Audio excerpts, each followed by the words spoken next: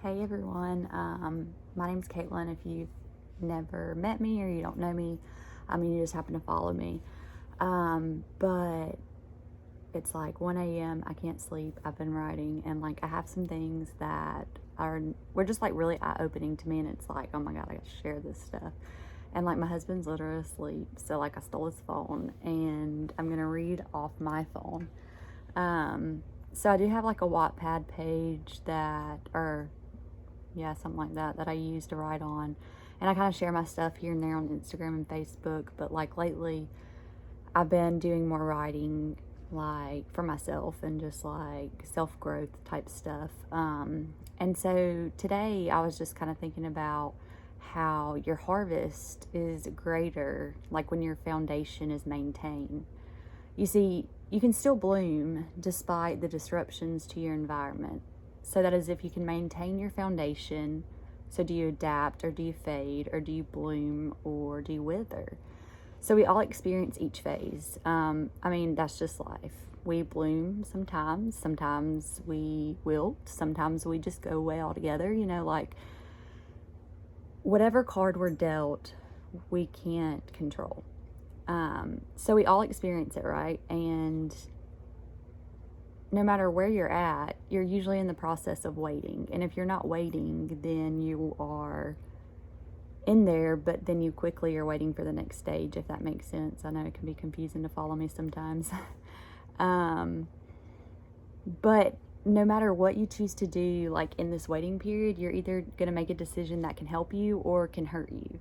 And so, like, I've really been thinking about this a lot. So it's like, I've been experiencing a lot of disruptions, so to say. Like my anxiety's been really high, and it's like, oh goodness, something must be off with like my environment. But that's not what it is. It's like I have to sit and be aware of this uncomfortable feeling and be conscious of it and kind of explore it. And it's like, is this time of waiting helping me to prepare for the harvest in a sense of emotionally I've grown so much from, just some personal experiences and like kind of things out of my control. And if you know me, I'm very controlling in a sense of I like to plan things.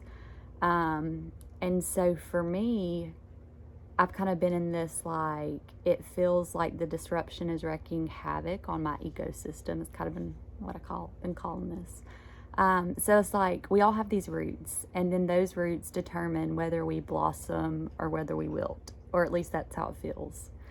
So, like, wilting is an experience shared across humanity. It's a stage that, once experienced, it makes the journey of blooming like even more significant. Wilting feels like it lasts forever, but you just have to kind of like remind yourself it's just a chapter, it's not your whole book, and you're the main character in this story. And sometimes you have to remind yourself, like, okay, I can make choices that help me feel a little bit in control. Not saying you can control everything, but there are things you can do to help reassure yourself. So just know, wilting doesn't last forever. So I kind of really believe that our roots are foundational. They're at the core of our functioning. They influence every part of us, whether we're conscious about them or not. Our roots helped us long before we can remember and long before we became conscious of the world we live in. And so, in a way, we're all just these like tiny humans, but also grown-ups trying to figure out the world. We were rooted or planted, so to say, years ago, but it's like we're still learning new things every day. And at first, it's kind of like confusing and irritating, but then it's like you take a step back. Oh, wow, that's what life's supposed to be. Like, life is supposed to be about enjoying life. Like, we can't control it. Like, there's so much that we can't control. And if we are aware of what we're choosing and we kind of like become aware of what the disruption and kind of like dysfunction we go through is or has been, like, we can kind of move forward. So like your body keeps the score. So whether you notice it or not, we all have certain things that our environment influences. So your heart rate, your blood pressure, your appetite, your sleep, being able to focus, feeling energized, just the capacity to be engaged and be present with others. All of these things come back to like your roots and your ecosystem. So like my OG ecosystem is what I kind of call it. It was just kind of out of whack. It developed a little differently. My roots, my foundation, just, even the soul. Like, I feel like I got a whole new soul going on in this new ecosystem. But it's like my roots in my original kind of foundation, they taught me a lot about independence and safety and responsibility. But what I needed to bloom was attention and love and confidence and worthiness, really. So you see, I thought all this self-exploration was about, feeling wanted or feeling loved. And it turns out it's more about knowing your worth, like knowing you're worthy. And it turns out this story I've been writing isn't about being loved or wanted at all. It's about realizing just how worthy you are. You're worthy of this blossoming life. You're worthy of the life that you thought you could never live, possibly ever. You're like worthy of all your dreams coming true, no matter how unreachable they feel. Like, life is so limitless, but we put so much on ourselves that keeps us from thriving. So it's like I'm in this process of trying to add worthiness into my ecosystem. And it's like I want to be more than my default setting. I want to be more than even I was yesterday, or today even thus far. And it's like the patterns of stress don't change. They don't go away. Like, that's what I mean by control. You can't control everything, and you can't control if you have easy or hard storms coming through, so to say. But you have to figure out, what do you do? How do you cope? Because we're all coping in some way. It's like, well, am I sinking? Am I swimming? Am I gasping for air? Am I slipping away? Am I fading? Am I fighting? Am I fighting or am I flighting? It's like, what are you standing up or are you backing down? Do you want to be here or do you want to just slip away and let go? And we face this battle on a daily basis, but we don't realize it because we just go throughout life on a daily basis as a checklist. It's like, okay, wake up, eat breakfast, take a shower, go to work. And it's like we have all these tasks that we're doing and we're actively aware that we're doing these things, but we're not present in our everyday life and in our everyday moments. And so it's like, what's your guilty pleasure? Because we all have something we cope with. So for me, I used to think like the rich kids or the popular kids in school, like people who like dressed trendy, could afford like Abercrombie and Hollister and all that stuff. Like, to me, they just beamed with self-love and like they just radiated so brightly. And in my teenager and like adolescent head, I was like, oh, money, like their parents are stable, their parents provide for them, like they have all these worldly things. And like, it was just, I thought everything that I was seeing on the outside and like all the external items or even just things that I associated with happiness was not at all what was going on. Like, if I really take a step back, what I was being shown was a mirror of self-worth and like verbalized love that was happening in those people's like systems. They were people who spoke boldly, they marched proudly, they held their heads high, They even could keep eye contact with people and not have a panic attack about it. And they dreamed so big. And like, I thought that's what it was money. I was like, okay, so to get that, I need to have an income. And not just an income, you know, an income well enough to provide everything I need plus everything I could ever feel like I missed out on, or I don't want my future family to miss out on. And, you know, I'm just thinking about this, and like, as a kid and teenager even, it's like, you feel like you need money, you feel like you need all these things, but I just needed a new pot or a new home, like a new environment, something not so just dried out. Like, there was no nourishment kind of coming in my life, but not because lack of like offering from others. It was more of a lack of acceptance on my part. So like, you know, that helped me to survive, and it helped me to thrive a lot.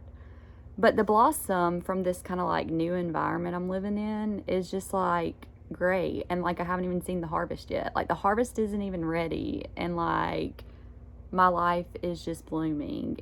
And so it's just like sitting with these words and thinking, you are all these things: transformed, redeemed, renewed, worthy, loved, cherished, adored, forgiven, guided, affirmed, wanted, and enough.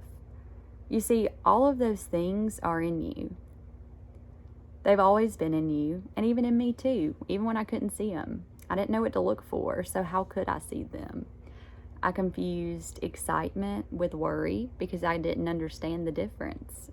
I just knew it made my stomach feel like I had butterflies, and so I began to see everything that gave me butterflies as a disruption to my ecosystem. And it just pushed me away and like really buried me. Like, it's very isolating when you live from that kind of mindset. And it's like, I tied my identity to getting a new environment. And I never stopped to realize that when our roots are thriving, like the foundation and the soul, whatever, like when that part is thriving, the whole ecosystem blooms. It's like we bloom and blossom, and because we're thriving, we even start to love ourselves a little bit more, or maybe a little bit at all. And it's like we live freer, even walk a little lighter. We just feel unburdened. It's like, oh wow, like this thing that was weighing so heavy on us and this thing that was burning us was just like, what was keeping us in that spot was not the thing itself. It was our unwillingness to change. It's our unwillingness to adapt. It's our unwillingness to try something new, because the environment of failure is not fun. I mean, I don't want to be in it. I'm sure most people don't want to be in it. I mean, depending on how you were met when you made a mistake says a lot about how you handle failures or even confrontation. And it's like, I don't want to go there. Like, I don't want to fail.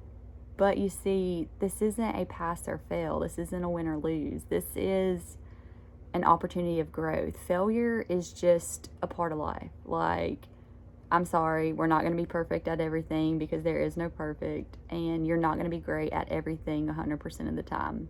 That's just life. Like, once you realize that and make that connection, it's like you become just so carefree. Like, things just click and it's crazy. And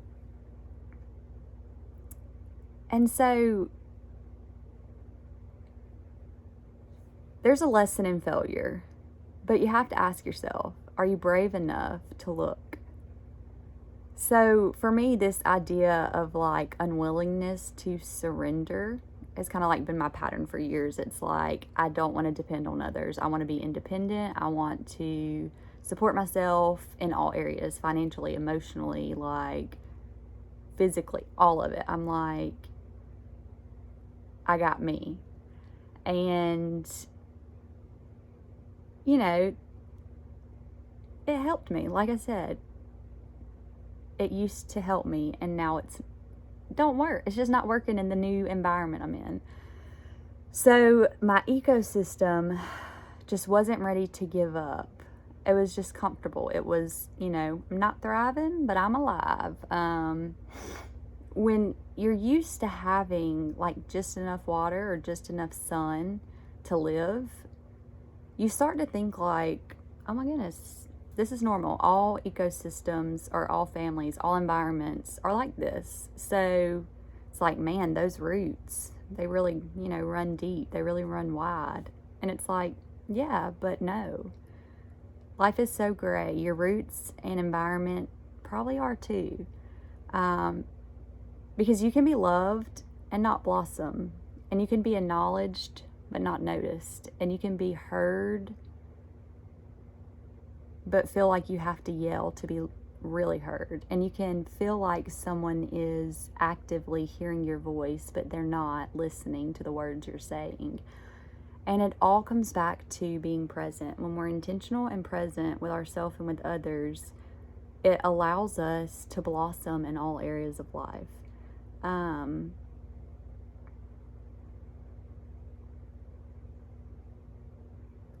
And so, like, I think back a lot. So, like, as a kid, I was pretty adventurous, bold at times. I would say I was kind of like the leader of the pack at home, like with my, like, siblings and cousins and stuff. But then, like, socially, I was kind of more of a very shy, very quiet.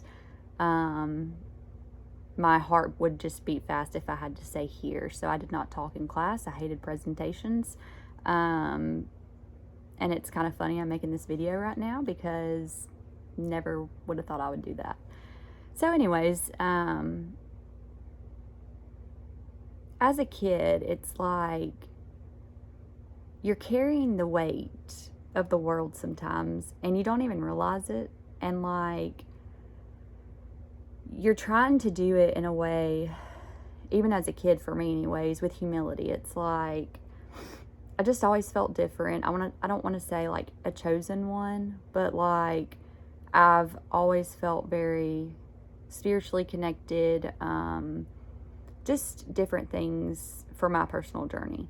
So like I started to realize I needed more. I needed more water. I needed more sun.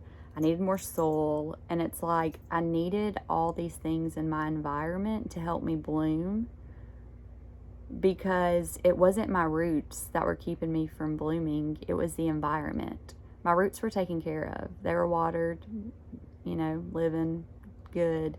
But the environment around me was wilting, and I didn't get it. I thought that my roots must be wilted. And what I found is that I didn't understand my roots. And so you got to stop looking at your ecosystem as something that's going to take care of you and realize that you have to make a decision to kind of be the steward over your body and mind. If you're spiritual, you know, kind of stay with me, but if you're not, you know, apply it to whatever your beliefs are, or if you don't have beliefs, that's your choice. But for me personally, you know, my roots run pretty deep and pretty wide and pretty wild.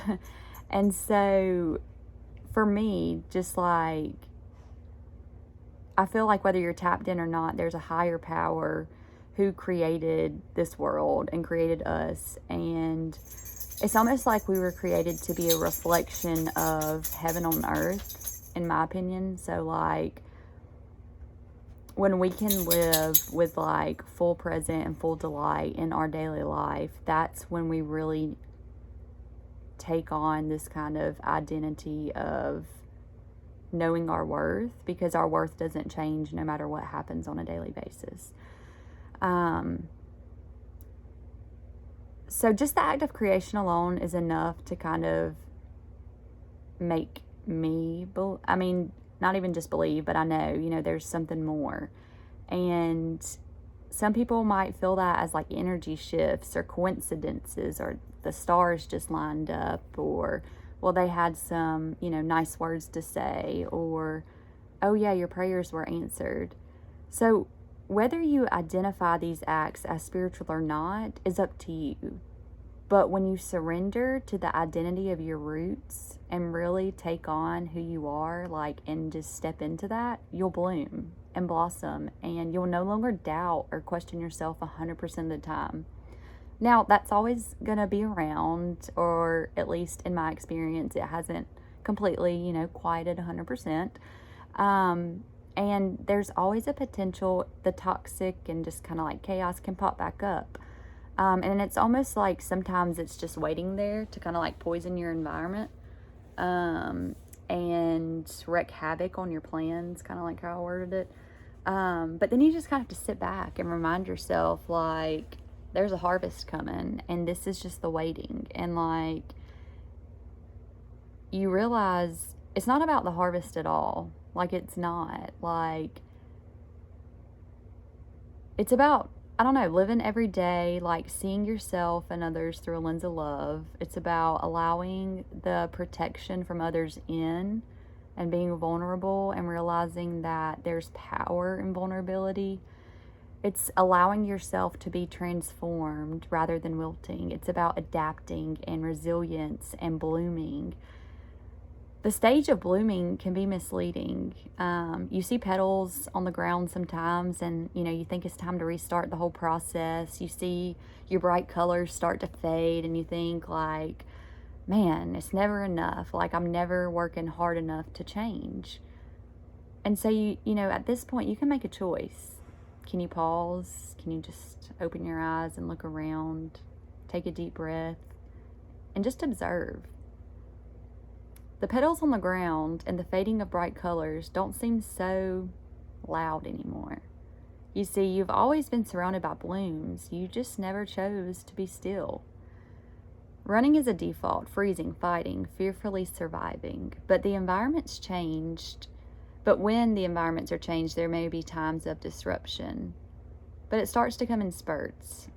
Nowhere near as intense, nowhere near as frequent, but still there. But the water's calm, you're just kind of chilling.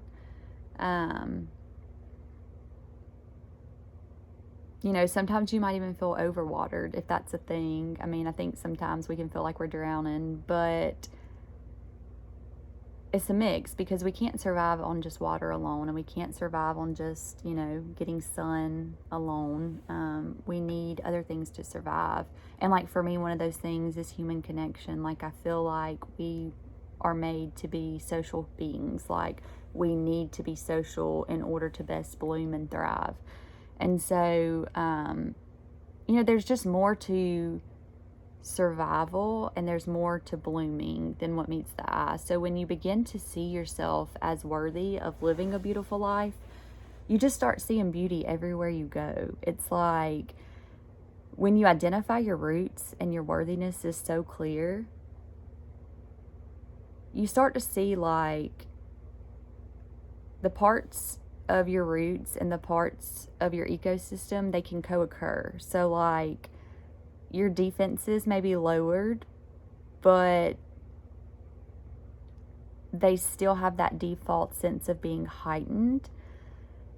And it's like you've seen too much turmoil to allow any more pain. And so you just push it down. You swallow the lump in your throat, and you convince yourself and your protectors that you're fine. False alarm, I'm good. But your body doesn't know the difference between being triggered or just kind of being fooled by intruders. And so your signals kind of get crossed, and your body feels stuck, and you go back to survival and fight just to see the next sunrise. But the wave of the past passes, and you remember that your body keeps the score to protect you. You're safe, you're strong. So you take the breath, and you might even pause to take a break, because the journey restarts every passing minute. If you choose to view time as nothing but a way for society to function, Time is more than the seconds or minutes. Time is all we have. So, how are you living out this time? And are you blooming? And if not, don't fret. The harvest is in the waiting, anyways. We're all on our own journeys, but sometimes the produce is the same. So, for example, love, joy, peace, patience, kindness, goodness, faithfulness, gentleness, self-control. We all reap what we sow. And so you have to start thinking about, well, what am I reaping and what am I sowing? Creation of energy is not a simple task. Your creation was not a simple task. I used to view like my life as a mistake. Oh, teenage pregnancy, like, until I realized just how many stars have to align to even birth new life. Until I realized the struggle women go through to even conceive a child. Until I felt the hurt of feeling like my purpose was slipping away. So for those of you who know my husband, y'all know how precious he is. But from the moment I met him, I felt a new purpose coming in my life. It was like a seed had been planted beside me, and it intertwined with my roots. And it was just like suddenly my roots were changing, my environment was changing. I felt capable of showing love, and not just like, yeah, I love you kind of love, but like real love, and surrender to fear of being hurt by love. Just like this love of realizing my purpose of being a parent in the future is not about showing love. I think sometimes we think if we have a kid, we're going to feel more loved. And like, I saw a lot of my friends having kids, and I was like, man, I want that bond.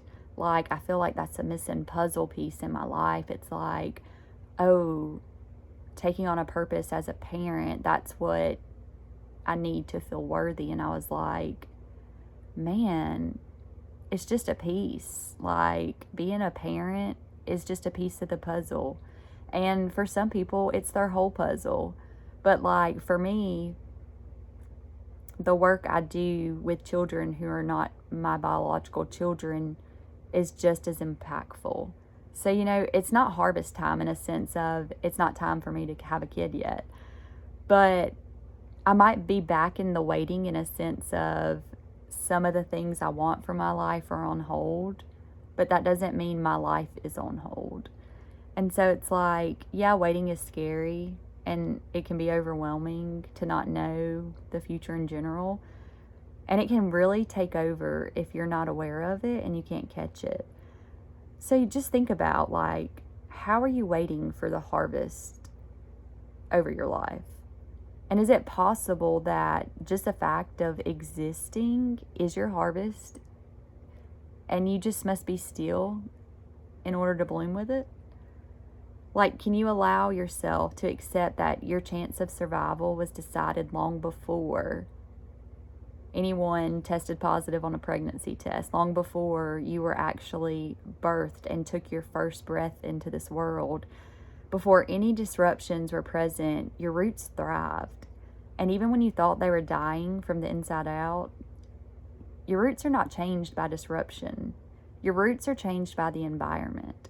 So I ask, what are your roots? What's your environment? And what is keeping you from feeling the joy in life that others felt on the day that you arrived? And the day you survived a miracle. All this time you thought you were just a witness over this life, a small piece in the grand scheme. But we're all chosen and we're all loved. It is only when we begin to love the work that occurred while waiting for the harvest that we really challenge our limitations on love. Love is limitless, but not every environment is one where someone is told they can thrive. Some never hear that they have what it takes to survive. Some never look for extra water or extra rain because they don't even know it exists. They don't know what they haven't seen. Some never notice the active fight to destroy whatever obstacle is forming to keep you from getting to your purpose. You see, our purposes are all similar. but they're all unique. But one thing is we all want to be loved and we all want to love, and it's one of the greatest gifts. But to love yourself is when you no longer count on that mist water or that really hot summer day to cause a disruption. To love yourself is to see yourself as something being nurtured, something being prepared to bloom, something worth attention, something worthy of all good things, something with a greater purpose than just fighting the disruptions. The battle never ends, but it gets easier. You know, it's kind of like one of those, it's a marathon, not a sprint type thing. And so some of the things that I found kind of for me in this waiting period is like stepping into grace and mercy and like forgiveness and surrender over those things, and just like feelings, thoughts, can't control things, you know, anything under the umbrella of life. I've tried to, you know, apply these kind of spiritual practices for me into my daily life. And so we must be willing to peel off the layer of protection that we all have around us and leave it where it belongs. Just kind of like a caterpillar transforming to a butterfly. You know, we have this thing or this layer or this part of us that once served a purpose and it did a wonderful job, and we appreciate that, but its work is done and it's time to, you know, shed it, let it go. So you might have lost a layer, but what you didn't realize what you were doing was opening the path for like endless new blooms, you know, like making space for more than what you could even imagine. So it's like, what's it going to take for you to love yourself, to love your life? And what's it going to take for you to be still? So like, in order to change, we have to reflect. And in order to reflect, we got to be aware. And so you have to kind of be willing to interpret the messages you're kind of being sent, whether it be from your body, other people, tone of voice, different things. But despite all of that, you have to remind yourself that you're loved despite it all. You're loved before you even bloom, and you're loved before you're changed, and you're loved before you're transformed.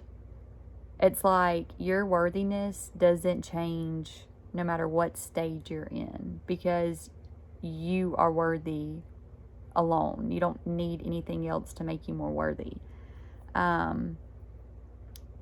But when you're transformed, your purpose becomes spreading like the energy of love, the energy of wisdom, the energy of understanding, and just like this energy of acceptance. It's like the ultimate surrender from the environment who you feel like just kind of like shaded your roots and got in the way. They can never take away your identity. They can't take away that you're loved. They can't take away that deep down you are enough. You are enough. You are a walking miracle. You are worthy. So each moment you choose to stay grounded in your roots, it transforms you. You no longer look to others to guide, you know, your direction.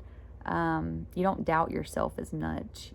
You just be still and look within. After all, you are just the roots, and you are just the environment, and you are just the soul, the work. But like, that's a whole ecosystem. Like, the capacity that humans function is another thing to be, you know, to admire. Like, just think about it. And just think about like how capable, strong, and worthy you are. But you're not more than the miracle of creation. I don't know what I meant by that. I probably meant to say, but you are more than the miracle of creation. I don't know. I had a good point, but I don't know where it was going. So just to kind of like end this, it's like my thoughts are kind of going to this thing. It's like when you begin to live every day with no fears, no expectations, no comparisons, no like looking for the harvest, like constantly looking for the reward.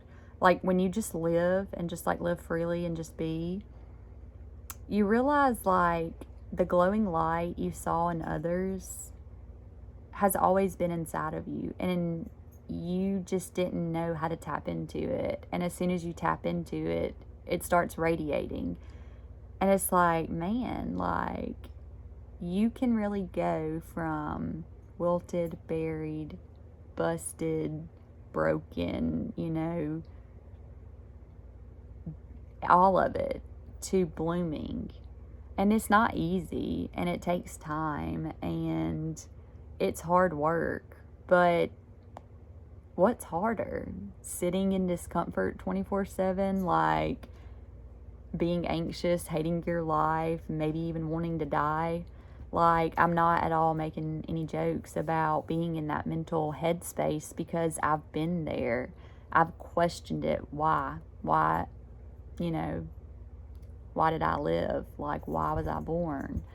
And it's like, that is not a question that is rooted in kind of like my spiritual beliefs. That's a question that is meant to hurt me. So in the past, maybe it helped. I don't know. Can't remember much. But it no longer serves a purpose. And so living with this idea that life is as good today as it can ever be, and if you don't take time to notice it, then you'll never realize it. And like just the journey of becoming and the journey of blossoming and blooming is worth the waiting. And if this is just the waiting, I can't wait to tell you guys how the harvest is. Who knows what the harvest even is? We'll get there. But if you made it through this video, thank you for listening. First video I've ever done. Dogs running in and out. Probably got tongue-tied a few times, but that's normal, for me anyways. But yeah, let me know what you guys think. If you have any questions, you want to talk about anything, always open to do that. And yeah, just, like, share, whatever people do who post stuff like this. Peace out, friends.